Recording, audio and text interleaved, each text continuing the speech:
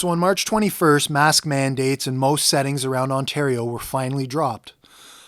Gyms, restaurants, bars, all the basic things, stores, it was dropped. They're still going in federal and medical places. But in general, mask mandates have been dropped. You can walk around in the mall finally, and the majority of people will not be mandated to wear masks. But just because people are no longer mandated doesn't mean people are going to take off masks. And I live in Ottawa, and I was really curious about this because Ottawa is the belly of the beast, as I like to call it.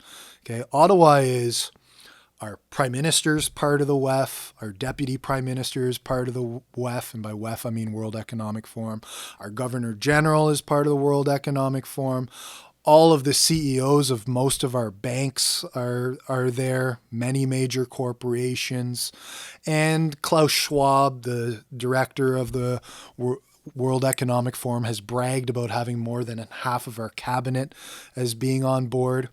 Our Premier of Ontario, our mayor, and Toronto's the same as well. But between Toronto and Ottawa, we have the Prime Minister, our premiers, and our mayors. Okay, so it's like a circle zooming into our cities. We're all World Economic Forum puppets. Okay, so we are the belly of the beast. And our media is so controlled, and the media gets so much funding from the Liberal government that, obviously they've been propagating certain narratives this entire time. And if you're not awake to that, then I don't know how you found my channel, to be honest. But belly of the beast, so many Liberals, all the voters are Liberal, like vast majority are Liberal in Ottawa. And this is one of those places where you just see so many people for the last couple of years, even outside in their cars wearing masks. And it just really makes you wonder sometimes. So as this mask mandate was dropped, I've been really curious what it's going to be like. Are people going to take them off? I don't know.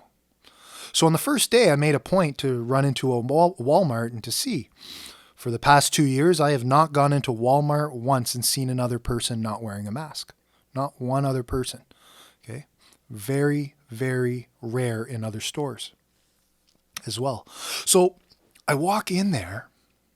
It's around 7 p.m., 8 p.m. Monday night. And honestly, about a third of the people weren't. That's much better than I was expecting. I was pretty pumped when I saw that, actually. Like, yeah, sure, around 2/3 of people still are. But I mean, how many people maybe just don't know? So as they see more and more people, this number will grow. So I'm being very optimistic about this. So I'm pretty excited. I hope you guys are excited. I hope this number grows. I'm not really sure how much it'll grow, though. So why are people still wearing masks when it's been, it's no longer mandated? We're no longer told we have to. The experts aren't telling us that we have to do it. So the medical health authorities aren't telling us we have to do it. Our government officials aren't telling us we have to do it. Why are people still doing it? Stores aren't requiring people to do it. Why are people still doing it? I thought it was listen to the science, right? If it was listen to the science, well, then we would have stopped a long, long time ago when all of these studies, those articles with 47 studies that you can link on. There's articles with 100 different studies that you can hit the link on. There's all of the mask mandate data that we can look at, even by demographic, asymptomatic spread data we can look at by now. I mean, 2 years into this, guys, the data is overwhelming to say, okay, both asymptomatic and masks, let's stop it. And unless you're wearing, even some people will say, well, at least it's the N95. That's when they work. Well, the N95 still has to be fitted, and you can't have a shaved face. Like you have to have a shaved face, has to be perfectly fitted, right size, all that stuff. Then it works. But when I look around a Walmart, I'm still seeing people wearing things loosely. Even the people with N95s, it's, they're not wearing it correctly, and who knows how old they are. So even the majority of people who are wearing masks are wearing like crappy masks, like things that won't do anything anyway. But why are people wearing them? Why are people still wearing these masks? And maybe they're scared. Maybe these people are so scared they've been, hit with so much media, so much propaganda that they're still scared. Maybe they believe in the masks very strongly. Maybe they have a very strong belief system. Maybe they're ignorant to all of the information that I just mentioned. Or maybe it's just like a hive mentality thing, right? Is it that? Is it a hive mentality thing? So maybe they're waiting for the majority of people to not, so that they can conform to not wearing a mask? Or are they conditioned? Perhaps they're conditioned to this. It has become their new normal. It has been normalized. They feel weird not wearing a mask when they go outside. Who knows? We've heard stories of people trying to take their masks off children and the children crying and wanting the masks back on. It's sad.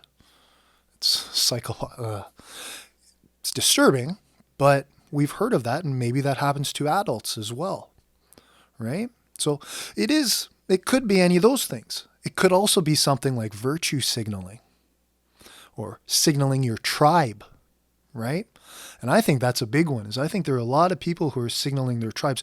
There are a lot of people, for example, if you look at the people who support the war in Ukraine versus the people who do not, it correlates with people who very diligent with the masking, supporting the lockdowns, triple jabbed, and then people who are against those things, pro-freedom, take the masks off the kids, masks off, open up, all those things tend to not be supporting this war. There's a lot of tribalism in this.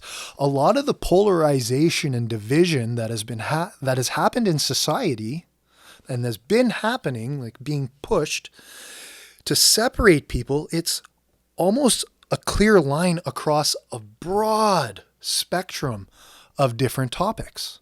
I mean, Ukraine, Russia, what does that have to do with vaccines? Isn't it weird how there's that like very high correlation between people who are pro-jab and people who are pro-Ukraine? And then people who are pro-bodily autonomy don't want this war. They don't support anything that the media is saying. They think there's a lot of lies. They distrust the media. And that's where a lot of it comes from, is it's distrusting the media. A lot of people now in this tribe, the pro-freedom conspiracy theorist, the domestic terrorists, the freedom convoy type of people, those people are reflexively distrusting everything that the media puts out because they see the amount of information that has been kept from them, the amount of misinformation and disinformation that has been kept from them. We see so much stuff now where it's like government officials and medical health experts all around the world are saying things like, oops, we calculated these stats on children wrong. Oops, we calculated the death tolls in our country wrong. Oops, we calculated the adverse events wrong. Oops, we didn't carry the decimal. Like, there are tons of these guys. And it's ridiculous how after so much time, everyone who is saying listen to the science, and the people who were the people putting forth this science are now all saying, oops, we messed up. But I don't want to focus on that too much more, because what really needs to happen is we need to realize that if we want these things to come off people's faces, we have to make people want them to come off. A lot of people want to be stuck in them. We have to make them feel happier to take them off. We have to let them know that it's okay to take them off. Attacking them, looking at them funny, talking down to them, that's not going to work. Think of what the Freedom Convoy did for everyone. Anyone who walked around that Freedom Convoy knows what the truth is, knows what the energy was like the energy there was like. Everyone who was there knows that everything that the media said was wrong, was a lie.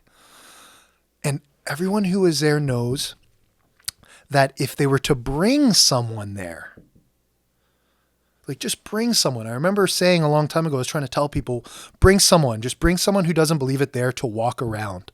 Let them see what it's like. Let them see how welcoming everyone is and how you automatically feel like you're a part of something. the unity, that true sense of unity, not this virtue signaling, putting something in my, my profile picture on Facebook or whatever that says I support the current thing, but like true unity, people dancing with one another, for example, people giving strangers hugs and high fives everywhere. That type of unity, that energy had something very special to it. And whether or not you believe the convoy was good or bad or, some kind of psyop or anything like that, we won't get into that. There's a lot to talk about with that. But whether or not you think that, one thing that was real was the unity, the way that Canadians came together. That was probably one of the most Canadian things that we can think of as far as bringing people together. It was so special. And that needs to continue in some ways. That energy, we need to ride that kind of energy. We need people to be smiling at one another and telling them it's okay, it's safe, you can take it off. Not forcing them. If you want to wear it, that's fine. If you feel like you're vulnerable, that's fine. But we really need to make smiles great again. We really need to, and I don't even, it's not even make smiles great again. It's just make smiles great. Ottawa is a pretty gloomy city. There's a lot of people with I can't explain it. And I'm talking 2-3 years ago. If I'm walking around a store or walking around in the mall, people kind of just walk around as if they're ignoring one another or if they don't exist. But you ever, when you go fishing or boating or you're out in cottage country, strangers say hello to one another. They say hi. That's how it needs to be. Right now, people without masks are automatically kind of saying, hey, what's going on? They're smiling at one another. And this is awesome. And we need to keep that energy going. And some places are doing this a lot. But in Ottawa, being a very liberal place, a belly of the beast, we need to start pushing it more. And there's a lot of places around the world where they have that kind of hesitancy of people to remove things, or it's a virtue signal, like I said, or the other reasons, the hive mentality. But we really have to make people feel like they want to be a part of something positive. So we have to keep it positive. All I'm getting at is that I really want people to bring that energy that we had from the convoy. I don't want it to be lost. And I want to start picking people up. I want that number. So in Ottawa, I said about a third. I'm hoping that by the end of this week, I'm looking at 50%, 60% of people with them removed. The more people that take them off, the harder it is going to be for them to make us put them back on again. And we have to keep that in mind, because if you think that this new coalition government isn't going to try to make us put them back on again, I don't know what to tell you. That's very wishful thinking.